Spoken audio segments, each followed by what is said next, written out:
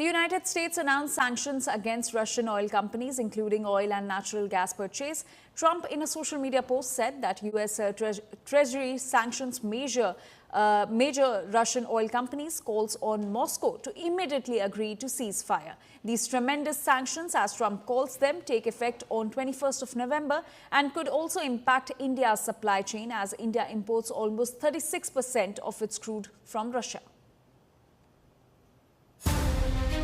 A week after US President Donald Trump's lengthy phone call with Russian President Vladimir Putin, which was to be followed by a meeting in Budapest, Trump has jolted global oil markets by announcing fresh US sanctions on Russian oil.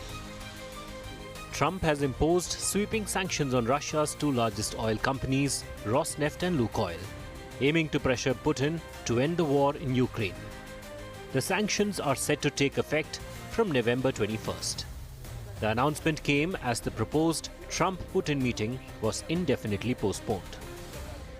Yeah, it's a good question. Today is a very big day in terms of what we're doing. Look, these are tremendous sanctions. These are very big. Those are against their two big oil companies, and we hope that they won't be on for long. We hope that the war will be settled. Trump's move comes after European Union approved its 19th package of sanctions against Moscow, and Britain sanctioned Rosneft and Lukoil last week. The step is a major setback for India, which relies heavily on Russian crude. Trump has already imposed a 50% tariff on Indian imports, half of it as punishment for purchasing Russian oil. Russia slammed the sanctions, warning of severe global repercussions.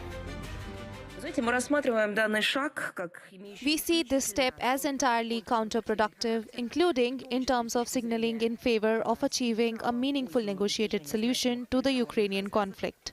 If the current US administration follows the example of its predecessors, who attempted to coerce or force Russia into sacrificing its national interests through unlawful sanctions, the result will be exactly the same: disastrous from a domestic political standpoint and detrimental to the stability of the global economy.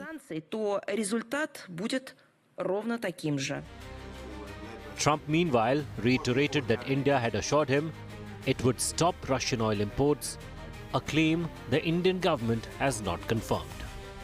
Well, I think I'll be talking to him about it. I think it's a little bit of a different talk. India, as you know, has told me they are stop. You know, it's a process. You can't just stop it. But by the end of the year, they'll be down to almost nothing. That's a big thing. There was almost 40% of the oil India